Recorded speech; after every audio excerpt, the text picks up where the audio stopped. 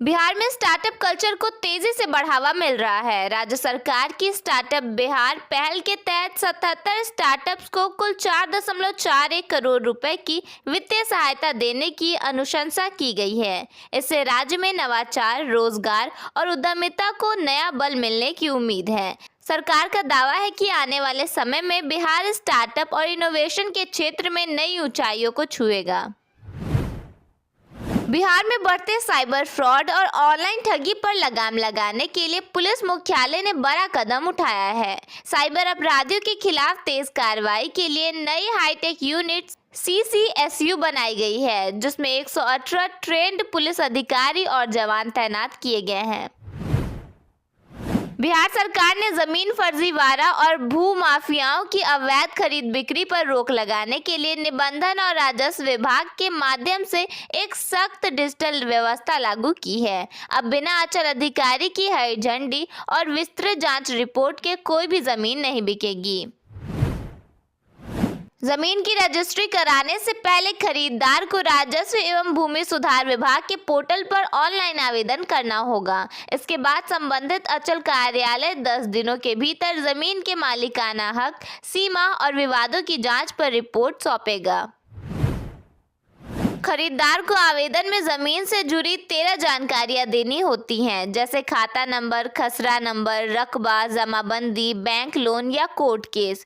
इससे जमीन की पूरी कुंडली पहले ही सामने आ जाती है। जमीन की रजिस्ट्री होने के बाद खरीदार को 90 दिनों के भीतर दाखिल खारिज के लिए आवेदन करना अनिवार्य कर दिया गया है।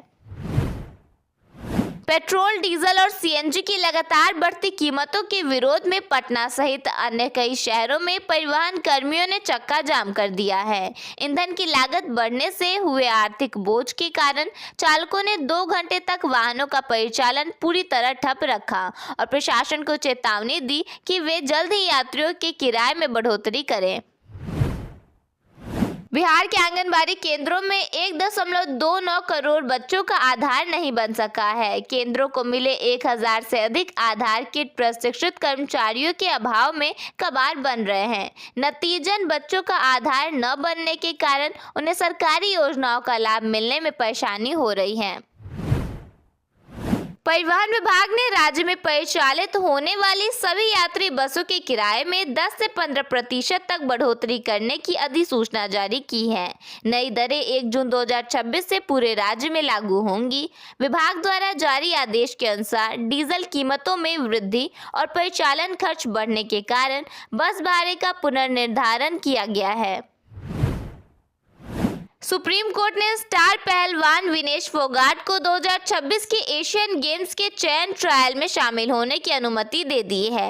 न्यायालय ने भारतीय कुश्ती महासंघ की उस याचिका को खारिज कर दिया है, जिसमें उन्हें ट्रायल में भाग लेने से रोकने की मांग की गई थी।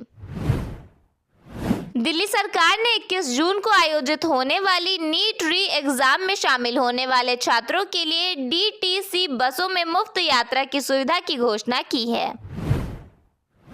भारतीय रिजर्व बैंक ने स्पष्ट किया है कि महंगे ईंधन और वैश्विक चुनौतियों के बावजूद भारतीय अर्थव्यवस्था मजबूत बनी रहेगी। हालांकि RBI ने चेताया है कि यदि पश्चिम एशिया में चल रहा संघर्ष लंबा खिंचा और अंतर्राष्ट्रीय स्तर पर कच्चे तेल की कीमतें ऊंची रही तो सरकार को पेट्रोल डीजल की खुदरा कीमतें बढ़ानी पड़ सकती हैं। सुप्रीम कोर्ट ने लंबित मामलों और फैसलों में हो रही देरी को रोकने के लिए देश के सभी हाई कोर्ट्स को निर्देश दिया है कि जिन मामलों में फैसला सुरक्षित रख लिया गया है, उनका फैसला अधिकतम 3 महीने के भीतर सुना दिया जाए। इस कदम का मुख्य उद्देश्य न्याय प्रणाली में देरी को कम करना और नागरिकों को समय पर न्याय दिलाना है। बिहार सरकार ने शिक्षा व्यवस्था में पारदर्शिता लाने और फर्जीवाड़े पर रोक लगाने के लिए बड़ा कदम उठाया है। शिक्षा मंत्री मिथिलेश तिवारी ने राज्य के सभी मदरसा और संस्कृत विद्यालयों की जांच कराने का आदेश दिया है। सरकार के इस फैसले के बाद शिक्षा विभाग में हलचल तेज हो गई है। शिक्षा मंत्री ने साफ कहा है कि शिक्षा के नाम पर किसी भी तरह का फर्जीवाड़ा बर्दाश्त नहीं किया जाएगा। बिहार में शुक्रवार को तेज आंधी बारिश के बीच आकाशीय बिजली ने बड़ा कहर बरसाया है। पटना, गया, औरंगाबाद, खगड़िया और सारण समेत कई जिलों में ठनका गिरने से 8 लोगों की मौत हो गई। लगातार खराब मौसम और ठनका की घटनाओं को देखते हुए प्रशासन ने लोगों से सतर्क रहने की अपील की है। बारिश और गर्जन के दौरान पेड़ के नीचे खड़े नहीं होने और खुले मैदान में जाने से बचने की सलाह दी गई है।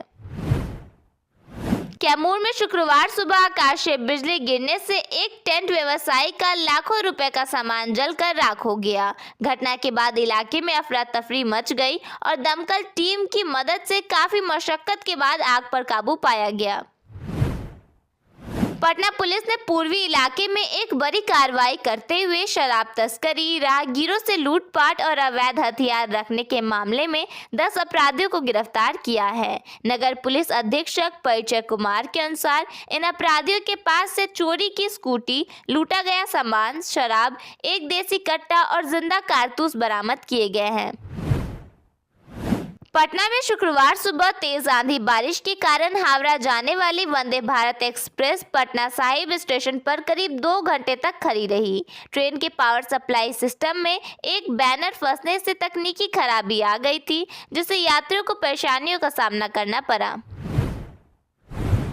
राजद ने तेज प्रताप यादव को एमएलसी सीट का ऑफर दिया था, लेकिन उन्होंने इसे ठुकरा दिया है। वे अपनी पार्टी जेजेडी के टिकट पर विधान परिषद जाना चाहते हैं। इस बीच राजद सुप्रीमो रोहिणी को मनाने के लिए सिंगापुर जाने की तैयारी में हैं।